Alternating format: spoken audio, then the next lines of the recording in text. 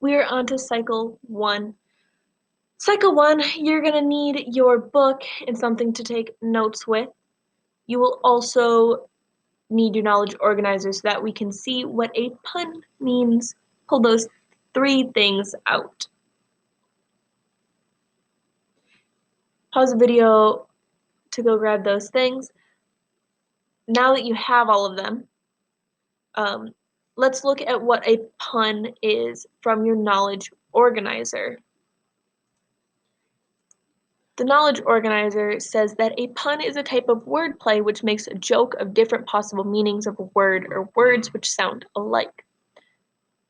So let's think about that as we start reading our book here. Open up to page 69, The Damsel of Distress. The address on the ID card is this place on the other side of the mill pond.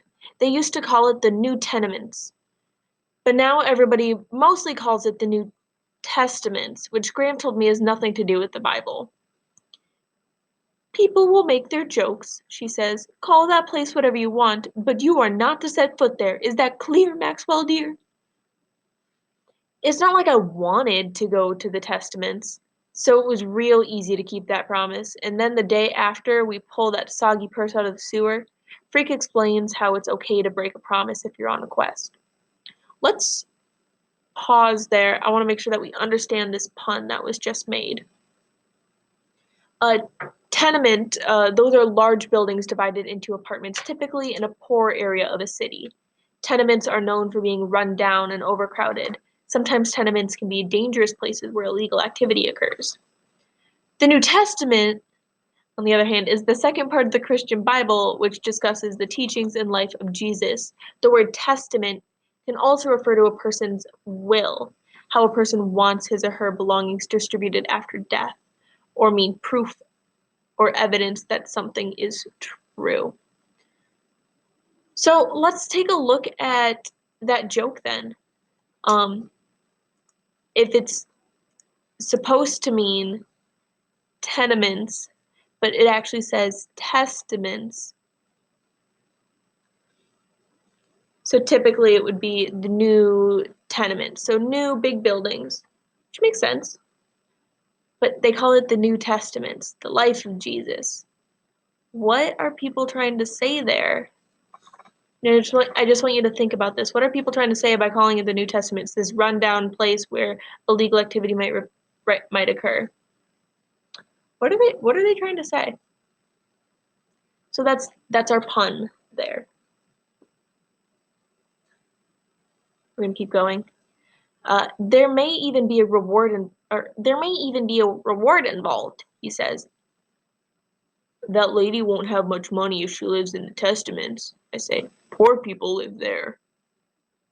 And dope fiends. We're on page 70 now. What we do is go down to the playground and cut over behind that little patch of trees, just in case anybody is looking, and then we can circle around behind the pond. Freak is riding up top, which he almost always does now. That way he doesn't have to wear his leg brace or carry his crutches. And besides, I like how it feels to have a really smart brain on my shoulders helping me think. Freak is talking a mile a minute, more stuff about the round table and how important quests are and why knights are bound up with oaths, which is not the same thing as swearing, but I'm trying to listen and not ask questions, because if I ask questions, he'll pull out his dictionary. I want to pause there. It uses the word oath, which was one of our vocab words, and we remember that it's a type of promise that you make.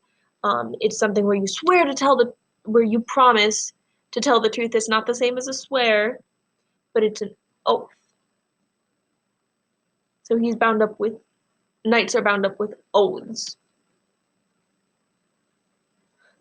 When we get to the Testaments, though, Freak shuts right up.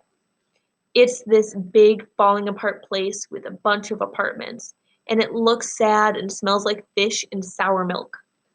There's a lot of bikes and toys lying around, mostly bashed up and broken, and the little kids who live there look almost as busted up as the toys. When they see us coming, they make these screaming noises and run away, and you can tell they're not really scared, they just want to pretend like we're a monster or something. Eek, eek. We're going to pause there, and I want to take a look at how this might be foreshadowing what's coming up.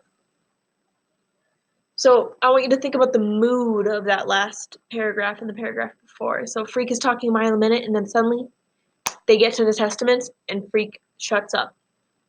First of all, how does that change the mood? And then second, they're at this falling place part, and kids are screaming. There's bashed up toys and little kids that look busted up too. How does that kind of give us a hint as to what's coming next? What do you think might be coming next? We're going to finish up this read aloud. Pause the video if you need more time to answer that question. Maybe we should reconsider this particular quest, Freak says. He's up there on my shoulders and he's getting fidgety, squirming around. But we're already outside the apartment door, and I go, maybe she really needs that ID card. So it's my fault what happens next. All right, we're gonna pause there, move on to cycle 2.